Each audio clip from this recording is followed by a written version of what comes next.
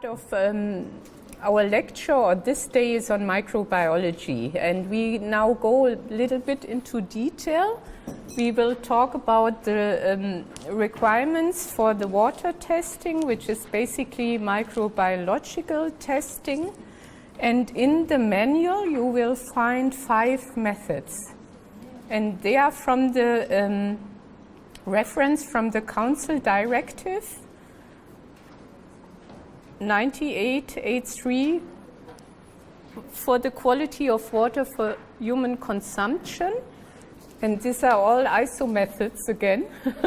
Reference from the Water Directive. You see we have requirements for water quality testing on E. coli and coliforms, on enterococci and pseudomonas, and enumeration of cultural microorganism, which is also called colony count by 22 degrees and also 36 degrees, and testing for Clostridium perfringens, including spores. And you find all these methods in the manual. I couldn't copy them completely, but you have more or less everything you might need to make up your mind what you need in order to implement the methods. And I will give you some details on the EU Water Directive, or why it's important to test also the fish products and the process. Also on the water within the process, on the quality, because this could infect also your product, of course. And the Water Directive, if you want to go back and see what kind of requirements you need to fulfill, you always need to go back to the latest amendment, because there were some changes also when I now checked the directive. Normally, the standard gives you the ISO methods you need to apply for the water quality checking. And it also says that you can use alternative methods, which is quite interesting and easier, as long as the results obtained from these alternative methods are as reliable as the referenced methods. What the Water Directive says, all the tests must be made by the membrane filtration method. And they give also pore size of the filter, which is 0.45 millimeter. And also the reference for the sampling goes to an ISO standard. It's the ISO standard for sampling in the frame of water quality, which is the ISO 19458. There are also certain guidance documents you can use if you want to develop the tests. For instance, guidance on the enumeration, which we will see. This method we will discuss a bit in detail about it.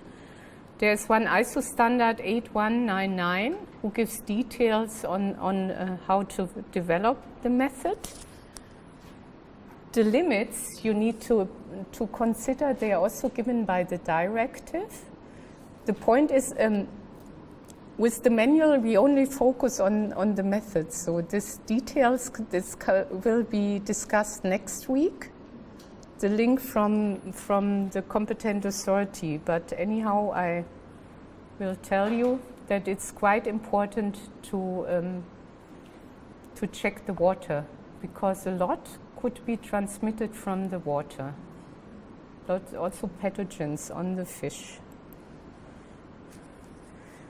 In the manual you find some information on how to conduct the sampling, what is required. So sampling in terms of water testing is quite important, demanding, and very often it should be part of the accreditation. Normally, if you go for international accreditation, sampling is not included. You might wish to include sampling, but for the water sampling is more or less requirement. So you have to handle the sample in a correct way. You shouldn't reinfect the sample, of course. You should label it. you should collect in sterile containers the sample. So there is also the link again from the laboratory to the inspectorates would be good. If the laboratory responsible for the water testing could give the sampling inspectorates the necessary equipment, the sterile bottles for the sampling, and what is needed, and also train and instruct them how to do the sample, because also time is very relevant for the water sampling. So it would be good if the sample is as quick as possible back in your laboratory. So means of transport, quite important. Also storage temperature. Again, also when the sample arrives in the laboratory. And there are some guidelines as well. If you test closed containers, which is bottled water, for instance, it has to be very quickly tested within 12 hours. And so to say, all water has to be tested within the same day or start testing. Question. So let's say in an instance where you want to send some samples to an accredited lab. Mm-hmm.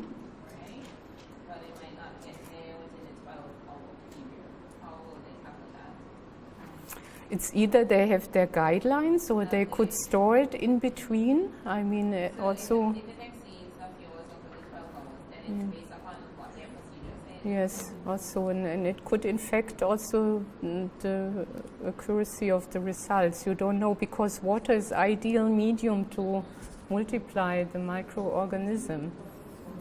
I want to destroy them. Ice is the same, yes, ice is the same. It's also, this could also be, that ice is contaminated, that when you store fish, or the fisherman brings the fish from the port and it has ice on it, and if this water was contaminated, okay, it's a bit frozen, then it could also contaminate the fish on top. Yes. This is why we have this commercial test kits. You have to consider that industry also needs to test. It's for the own safety of the product. And if they could use commercial test kits, it's also, it's not only that you test within the process, you can also check if something is going wrong, if the water quality is not keeping constant, or if you have a water treatment, is it working, is it, so your industry needs to check themselves also. So basically there are two methods I want to talk with you about: the colony count at 22 and 36 degrees, which has to be followed by the ISO 6222. It's an ISO standard from 1999. There's some requirement, and many laboratories use this. It's a general test for the water quality. It says it's an enumeration of all cultural microorganism, colony count by inoculation in an agar cultured medium. And it covers all aerobic bacteria, yeast, molds that forms colonies in the medium.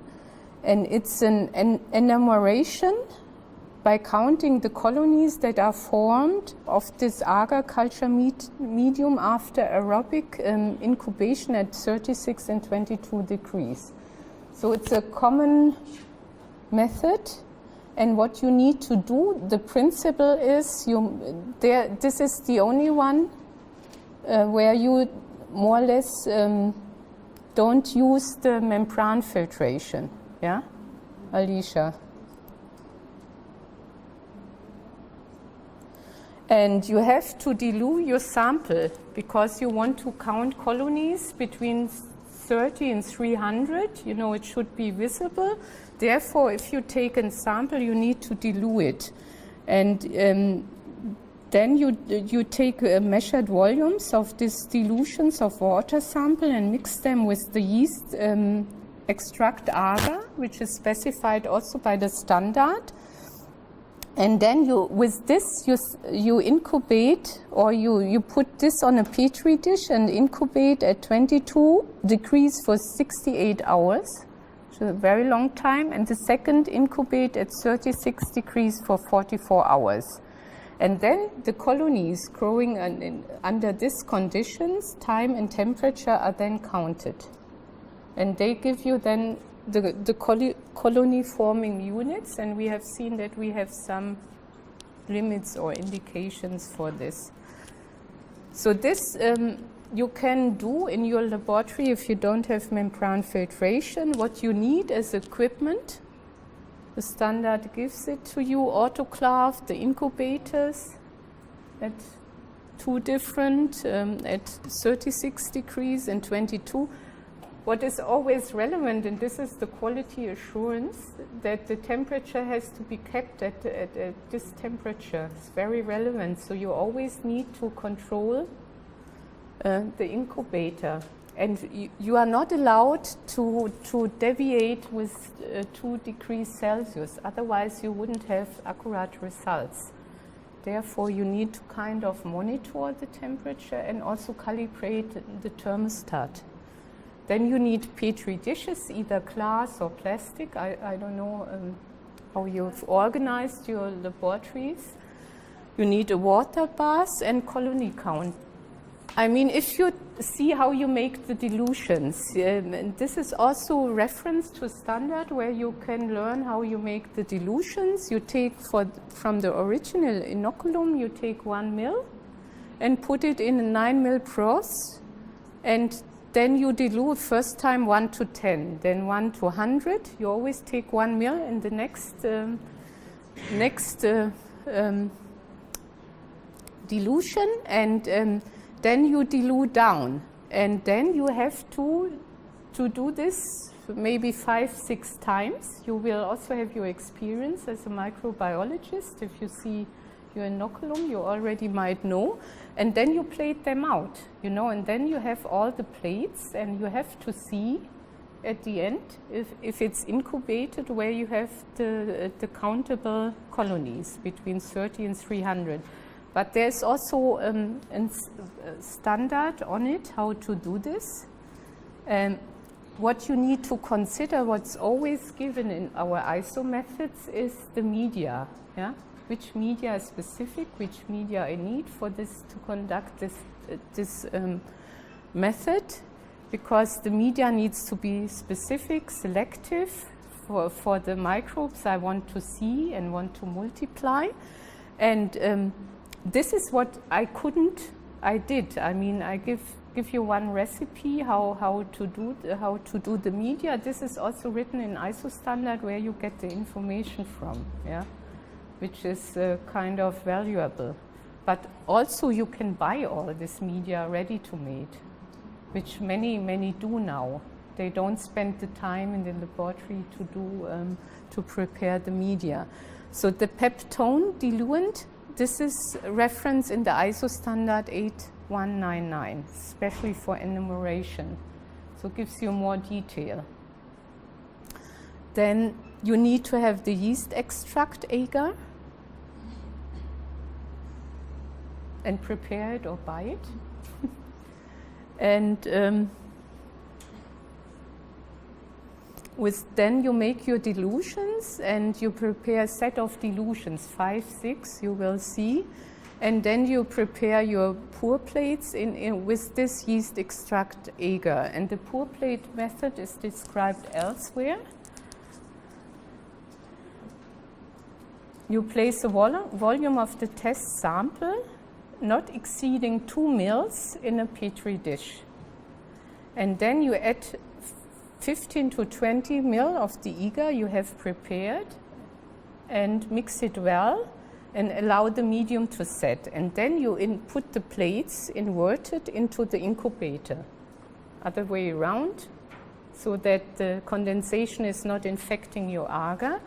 And then what the standard always gives you, this is little tricks and hints. So if you do it very quickly, if you have to watch the pH or the temperature, this is what's written in the instruction, and this is what you need to apply. Then you count the colonies on each plate. And the colony forming units per mil of the sample they are then expressed as your results for each temperature of incubation. As to see, you do these dilutions, you prepare all your media, your broths, and your plates. And in enumeration, we have basically two methods how to do this. And here the standard says you have to take the pour plate method. Then you need to do it, more or less, because this is the method where we have then colonies on the surface and subsurface. This is the difference to the spread plate method. So if now this is a scheme, you can read it everywhere. If you don't have the standard or buy it, maybe then you can check the internet how to do it if you have not received the proper training, or ask a colleague. But it's not so difficult. Also, I guess it needs a lot of experience to work in the microbiology. So you pipette your sample in this sterile plate. So always, if you work in the microbiology, you have to work in a clean environment. Best would be in a clean bench. You do this. I heard not many have, or laminar flow, where you have a filtered air, and you always have to work in a decontaminated area. You monitor your environmental conditions, that you don't have the same microbes that you want to detect in the environment. And then you have the autoclaved petri dishes, and you put your sample in this petri dish with some sterile pipette. Yeah? And then the medium, the sterile, which you prepared before, is added, mixed well with the inoculum. Then you let it stand. Then you incubate this very long time, invert it. And after this, you will see your colonies on the media. See, since we are not in a laboratory, I try to find some pictures how it looks like. See, they are using the glass petri dishes. So what is important is time between the addition of the test sample and the addition of the medium. This should be quickly done. It should not exceed 15 minutes. This could also then influence your test result. And then you mix carefully by rotation. This is all what the microbiologists know, how to do this, how to work in the microbiology, and then you put it in the incubator. And then as soon as you have set the time, this is also very important. Consider always time, temperature, the volumes, the pH. Then you have to do the examination as soon as possible as you remove the plates from the incubator. So for instance, what the standard gives you is how you prepare this yeast extract agar, because it's selective for the aerobic microorganism you want to see. And it's kind of recipe, and it gives you also the instruction how to prepare the agar. So you also need pH meter, and then you can make a little bit more of your yeast extract agar, but you shouldn't store it for too long. It depends on how much you are working in the laboratory. So it's recommended to store the medium not longer than 4 hours at 45 degrees Celsius. Such things you learn from the standard, for instance. This is knowledge from laboratory work and experience. And this we haven't put in the manual.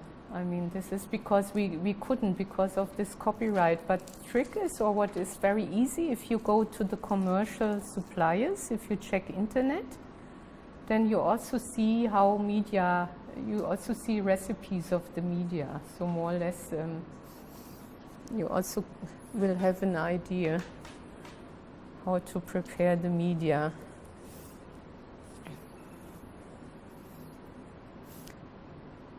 Now, how we count the colonies.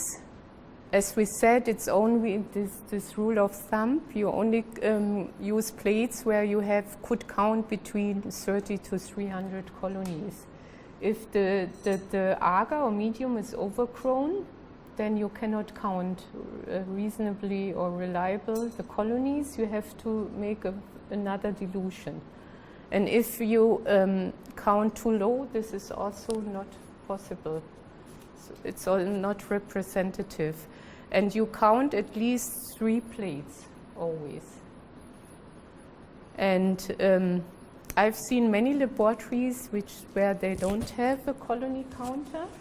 And there are different types of colony counter that you can use, also different kind of techniques how to count. You can do it manually with the magnifying glass, that you count each colony dot once and you mark it, or you have a scheme how you count out the plate with kind of grid cell, or you will see how it serves you best. But you always, as a human being, you have a kind of error in this counting. This is why we nowadays have these automated counting systems. They have software programs, and they try to improve the accuracy and efficiency in counting the colonies. And they take image of the dish and separate out the colonies from the background. But these systems also have some problems because they always need constant calibration, and they could also reproduce some failure. Since we are also talking about quality assurance, or what we also need to do in our laboratory to come to reliable and accurate results, I was checking what could be the failure in doing this kind of method. And we have some problems or failure could arise that you count without this magnifying glass. So it's up to you to count. You know, you start counting, someone is phoning, don't know where you were. No, this is really happening. So it's concentrated work, and you have to have a system in place. And what I always say, that the microbiologists, they have need a lot of experience. This is also relates to this dilution, you know, that they know maybe how many dilutions they need to make. Then also, this is why we need water bath. Temperature has to be correct for pouring the agar to do. But this is where we can have incorrect results. This stems from the media, how we did the temperature of the media. It should be clearly in solution. And you always have to have a good quality of the media. Very often if I go in laboratories, 2 things. Water quality is very important. Deionized water, there's also indication on the water quality. And then you have to have a very good quality of the media. And if you store it, for instance, here under humid condition, it could already crack, for instance. pH is very important. And pH is also very important, yes. And then if you take out, very often this sounds very little, so to say, but the media is key here, and it should always be kept at the temperature that the manufacturer is telling you. And if you open it, you have to close it very quickly, so that the media is not cracking, and you don't use it above shelf life. I mean, this is also, when we come to the quality assurance, very relevant. Also pipetting, I will show you with the next slide. Then wrong composition. If you use balance, is not calibrated. You use pH meter, is not calibrated. Yes, you know, then you use pipette that is not calibrated. then even with such a test, which is not so critical, you know, you can have a very huge measurement uncertainty, so to say. And then, of course, wrong incubation temperature. And this is with the incubators, they really, I don't know how many you have, or if you have adaptable incubators, or it depends also on your workload. They should really constantly monitored. And the new ones, they have temperature lockers, and they are all also need calibration, not only observation constant of the temperature, but here we allow deviation of 2 degrees Celsius. And this is also written in the standard. This is more or less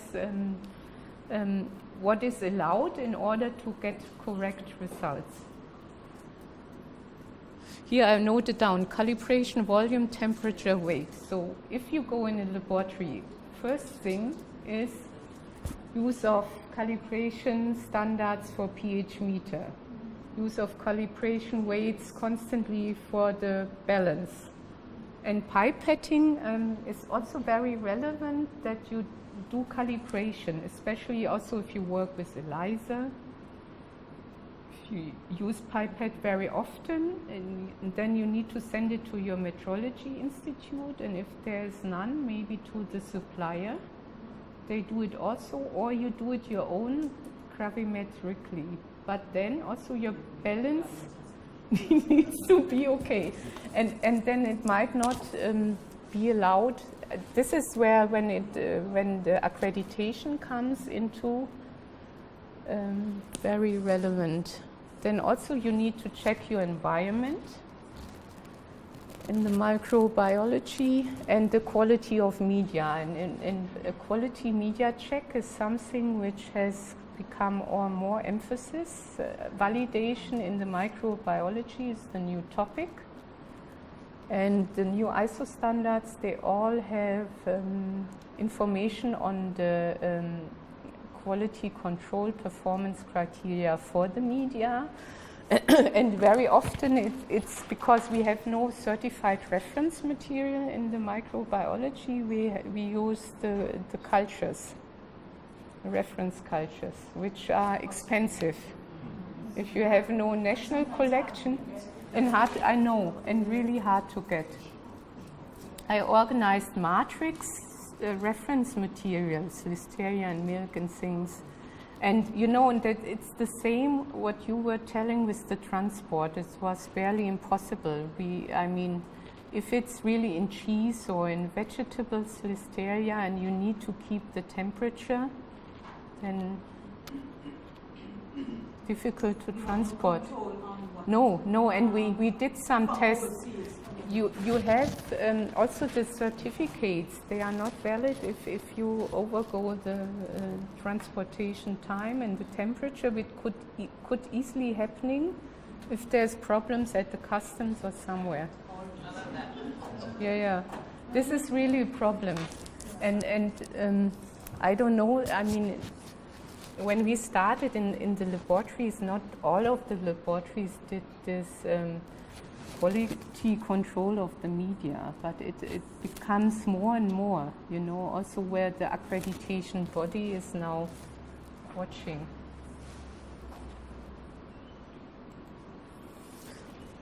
This is one picture where you see the effect of the pipetting and the position and the accuracy. It's only from handling, but then also the pipette has its own accuracy. And they also need to be calibrated as such. I mean, in this range of their accuracy once a year. So we had just with some laboratories accreditation visits, and if it's PCR technique, where it's more or less difficult to understand more or less the background of the GMOs, for instance, and also you have to work extra clean, more or less, and then the pipetting is very relevant. Yeah, this was to this kind of test. I mean, this you find in our manual. Now what I want to present you is another ISO method or ISO standard, and as you see, it's the ISO 9308 from 2014. It's a very brand new one.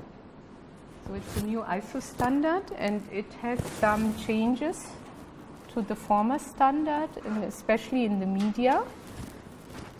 It's a standard on the water quality enumeration of E. coli and coliform bacteria. It's the membrane filtration method for waters with the low bacterial background flora. And what we have here is an enumeration, membrane filtration. As we heard, this is the technique in the water microbiology. And what is brand new is this culture on a chromogenic coliform agar medium. And we will hear more about this chromogenic coliform agar medium because it was developed by industry. As it's much quicker if you apply not only the standard, but also if you use this medium. And it came from industry to ISO standard. It was adapted in end of 2014, and it's for waters of low selectivity, with waters with a low bacterial number, and it detects at the same time E. coli. And if you have a definition, E. coli, coliform, both give you an indication of some fecal contamination of water. And the E. coli is more specific. It's in the guts or in the gastroenteral tract of warm-blooded animals and humans. And if you find this, it indicates some fresh contamination from human waste, so to say. And the coliform bacteria, it's a broader group of E. coli, Enterobacter. They need not be necessarily from human waste source, so to say. It could also come from soil and environment. But this coliform's detection indicates insufficient treatment or contamination after treatment. Whereas if you find E. coli, could be, I mean, it's an indicator that if you find E. coli, you could also find pathogens that are in the human waste and could have a zoonotic effect. So given the standard, so this is what we have in the standard. Equipment you need is autoclave. I mean, always if you work, you need 2 autoclaves, dirty and clean one. Also for the decontamination, especially if you work with the pathogens. You also need to decontaminate some. You need incubator, pH meter, and the membrane filtration equipment, which should be in place in any of your laboratories. Alicia, you need to have one. And we need the membrane filters, then the faucets, everything sterile, and some lube. You see membrane filtration equipment. And media we are using is chromogenic coliform agar, oxidase reagent, and the TSA.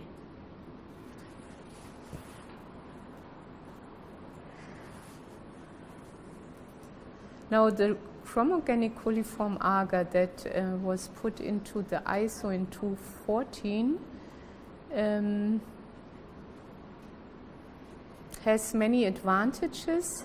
It's based on an enzymatic reaction, so it works differently than before, and it gives the colors to the colonies of the target organism. So you can detect at the same time coliforms in E. coli, and they have different colors. And what are the advantages is that you have very good recovery you could detect both coli, E. coli, coliforms at the same time. You have a good contrast, and you can buy this medium. If you prepare it yourself, you will see it's a long recipe to prepare it, but you can also buy it ready-made or also as a commercial test kit. So if colonies from blue to violet is E. coli, you see this here, and the pink or salmon, they say to red color, is coliforms. And without color, other enterobacteria or salmonella. So they try also to tell it's more economic because it's also quicker. The point is now, this is very interesting. So if you test now for the EU, and you need to test water, if you export fish and you would have a mission, EU is coming and they will ask you, is the industry testing the water? Are you controlling that the industry is testing the water? And then you say yes, and you use this old ISO standard, then they would maybe say yes, okay, but always in the whole system you always need to have the new standards, because everything is adapted now. What we are having with this new IICA, we have a new results and interpretation and a lot of discussion on our findings based on this media, because it's a shift. So you always need to take the latest ISO standards. And I saw really, if you go for accreditation, you get a non-compliance. Also because new information is coming in, and now the whole community is using this kind of ISO standard and the media. By the standard now, the standard has the information how to prepare the media. You see this, I took from the standard. It's not in the manual, but then you can also buy it ready-made, whatever. I would also suggest, if you see, this is also what you need to discuss in your laboratory. If you need to buy all these little small substances, it might be not more expensive, but you need to keep, store, handle them. You could have a cracking in one of these boxes of the media. So you can buy it ready to make because it comes from industry also. And you can also have these plates, little plates, where the media is put on top and you use it as a swab. But it has really advantages that you see differentiate very well. It has a good accuracy, and we have more findings. We have also discussion in the international community on the findings because they are different from before. It's related to another IICA.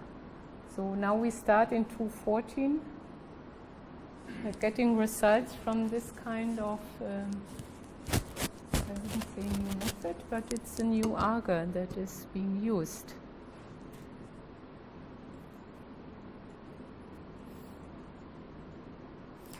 For the procedure, you might all know how membrane filtration works. You take the water sample, so it's 100 ml, should be 100 ml, could be also more, and you filter them through the membrane filters, which are then placed on this IICA and incubated. And as I said, the colonies with pink to red coloration are coliforms, and with the dark blue to violet, E. coli. And if you need to confirm, you do the biological test, and the standard says you have to do the oxidase test. And I don't know if you do this. Very good. It also gives some recommendation, and you find also in the manual how to do this.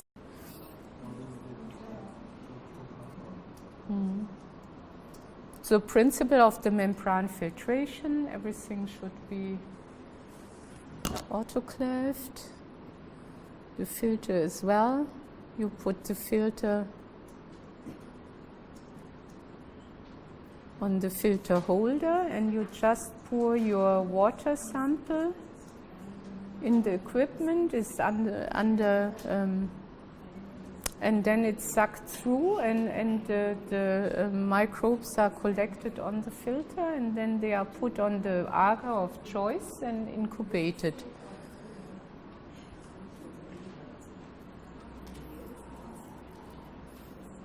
And we mentioned this again. This is one real life sample. You see E. coli coliforms. It's easy to detect and to count, hopefully. And then you calculate the concentration of the coliforms in E. coli in 100 milliliter of the initial volume of the water filtered, and count the number of characteristic colonies on the membrane, and then the result is the colony forming units in 100 mils. What is new in the standard is that you have some information on the quality assurance, and the standard asks you to comply with this. You should always use positive and negative controls, which we heard will be a problem as part of the test, and which control strains you could use to check the media is also mentioned in the international standard. I will show you with the next slide. The standard was trialed also, by a German water laboratory. But I think it was on a certain water. So the standard also says that you might, if you use other water, you check the validation criteria in the standard, then you might need to validate yourself. And this is extract from the standard. It's not in the manual. So if you want to repeat the method, you need to buy the standard. And you will have all this information. But also I will show you in the next picture, if you go to the commercial suppliers, they will also show you which quality control you could apply. So performance testing, we also mentioned this in our manuals. But to be really specific, you need to have the standard in place. So you check the chromogenic coliform agar, if it is working on the productivity, selectivity, and specificity. Sorry, specificity. And the control strains you are using or should use, they are provided here. Incubation temperature, the reference medium, the method of control, whether quantitative or qualitative, and the criteria, and the reaction that are expected.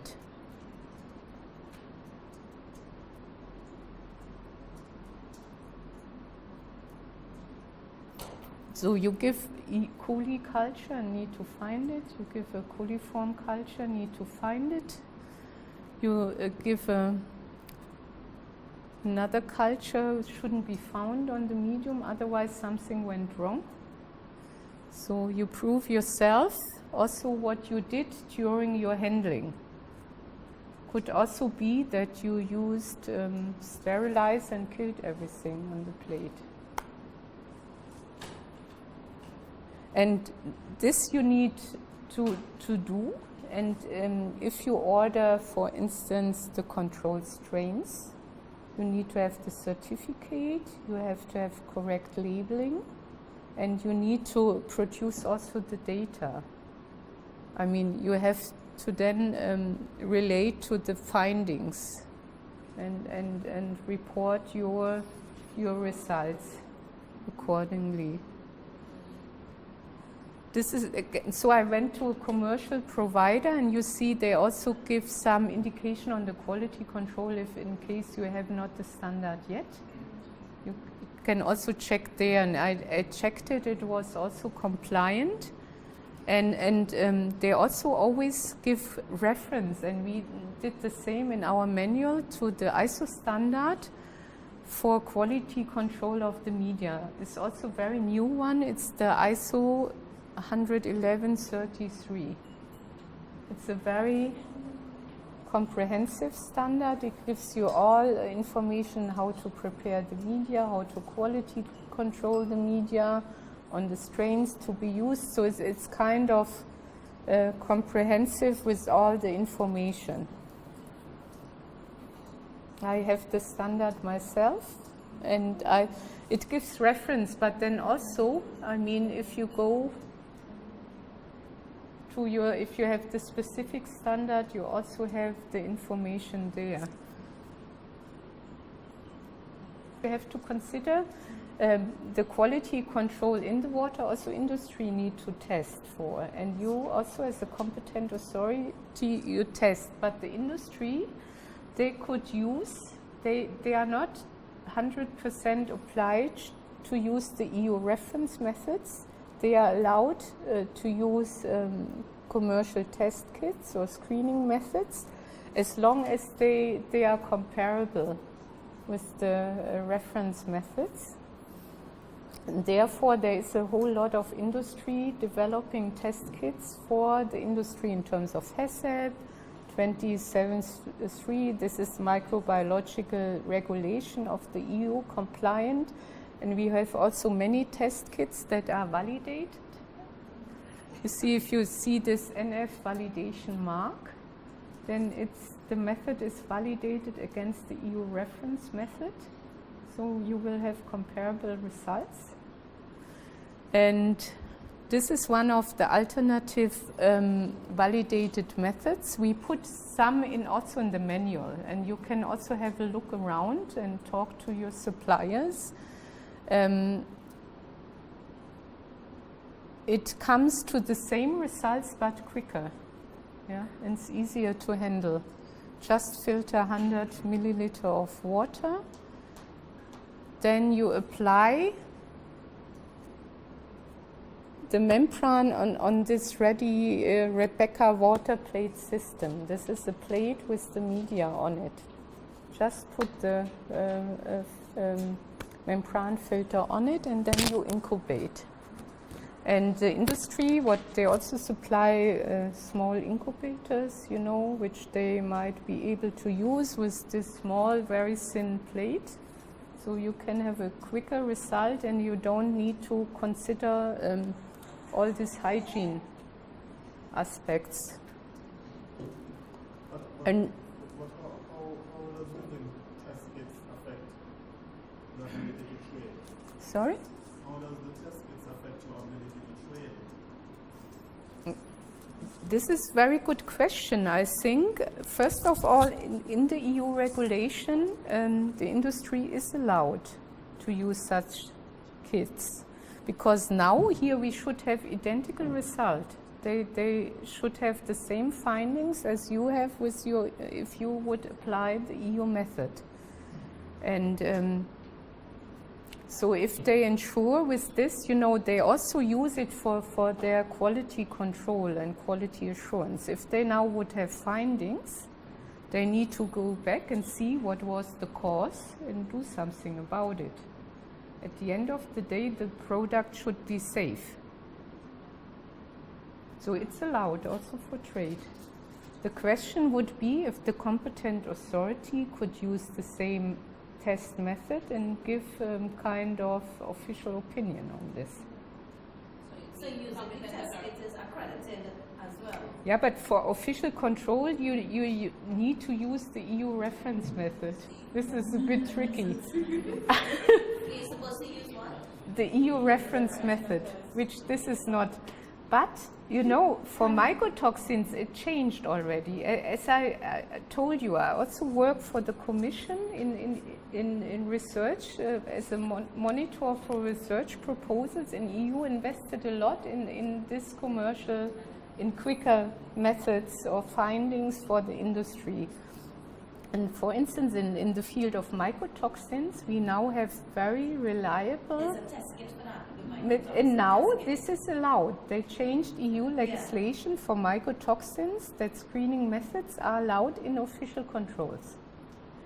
And if you are under the limit with your findings, the result is accepted. But if you exceed the MRL, for instance for aflatoxin B1 or whatever, then you need to confirm with the EU reference method. So you can do it with the test kit. So it would be easier. You can use screening method, and as long as you don't exceed, you don't need to apply HPLC method. But this was a change in the legislation, explicit, because we have separate legislation on the mycotoxins. Like we also have special legislation on the heavy metals. And there's a new standard on how to validate screening tests. Was also developed by the international community. So this is what you need to do then in order to be on the safe side as well. In addition, if you use screening method, you need to fully validate it. And you need to quantify with the reference method, because we very often work on very low detection limits, which you cannot satisfy with screening methods, depends. You're not sensitive enough. Or some with ELISA, now also this is developing, or you couldn't have, for instance, for the mycotoxins, all the different kind of different mycotoxins you needed to test, for instance, for nuts, or then you need to really quantify. So with screening, you check if there's something in, more or less. Do we have a finding on mycotoxins or not? And then with the official method, you quantify to the limits, MRLs, for instance. The official control and the certification has to be in line with the trading partners' requirements, you know, and this has to be known. And also you have to fill out the health certificates, you know. This is what I wanted to tell you. There has to be an information flow. You need to know this shipment, this is a sample being tested for the EU. Then you need to know, I need to apply this method, I need to check recovery, I need to express or calculate measurement uncertainty. Of course, you have done this before, but then you need to maybe also need to know how much time you need for presenting the results, and this information you would need. Also, if you would specify the MRLs on your test report, they have to be specific. I think the other issue that perhaps you need to take into account here is the cost and benefit of setting up particular testing methodologies. Because if an exporter comes to you and says, oh, we want to export a consignment to Greenland, for example, and Greenland has set very specific testing requirements. But if it's just one small consignment in a year, then it might not be worthwhile investing in that methodology. So you have to take into account the volume of trade which might be involved, because of course. In some cases it might be more cost effective to say, no, we can't certify that because we can't meet those conditions, and it would be too expensive to invest in that methodology just for that level of business. So you have to have some strategic vision in terms of the development of the testing services which you want to introduce, so that you don't spend a large amount of money and all your budget on something which doesn't have the economic benefit to your export sector. Yeah, exactly. Because you have to have the test methods more or less ready, fully validated, and to be used. And this is already investment. And then, of course, it should be economically worthwhile to use the method more often, of course. So, for example, if you work in the tuna sector, then histamine analysis is going to be a very important strategic test for you to develop.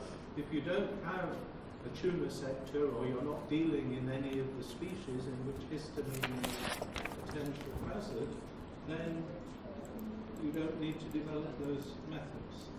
And it's, so you have to, what we find is that sometimes the laboratory analyst doesn't actually take into account some of these wider strategic issues.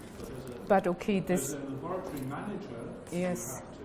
Yes, you have the way to. in which you develop your services and make sure that they're cost effective and efficient and so on. Our test methods gives you also an overview. For instance, for what you might need to invest for the water microbiology, you need basically membrane filtration system, you know, which is kind of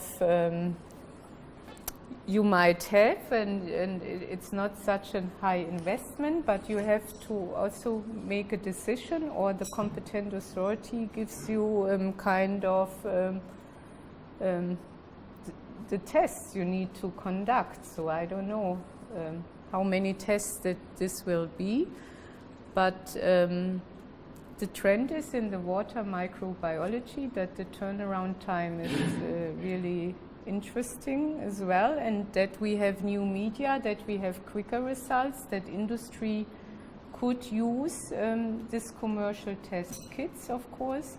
Not any of the industry has in-house laboratories. Is either they do their own tests, and with the opportunity of having this test kits in place with a little incubator, they wouldn't need even an in-house laboratory, because otherwise they need to go and have tests done by private laboratories, which is also costly. It's better to control your own process in time with these test kits, and it's quite helpful. These are little sets also which you can use, it's a kind of mini laboratory. Because if you start also as industry with your own laboratories, this kind of could get bigger and bigger. I mean, you need also to develop a laboratory section. You have to be involved in the same activities as the competent authority laboratory. So this is kind of offered to the industry, which also being used and developed more and more.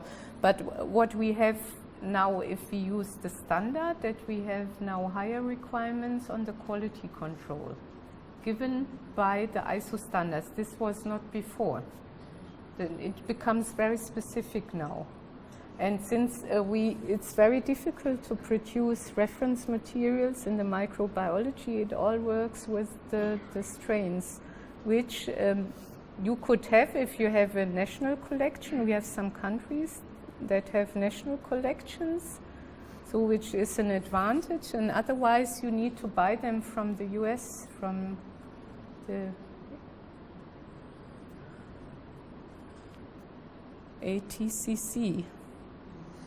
What is relevant here for the water microbiology is the sample taking, which you have to decide whether inspectors are doing this or the laboratory.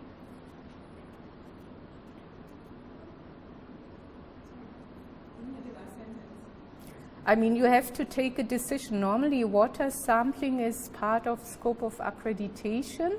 So because it's relevant for the results, you need also to take a decision whether you do the sampling or the inspectors does it. I see there many problems are there if inspectors are taking samples for the microbiology, especially water microbiology. If they do, they need a good link to you as the laboratory. They need to be served with the equipment in the sterile containers, and they need to be trained as well.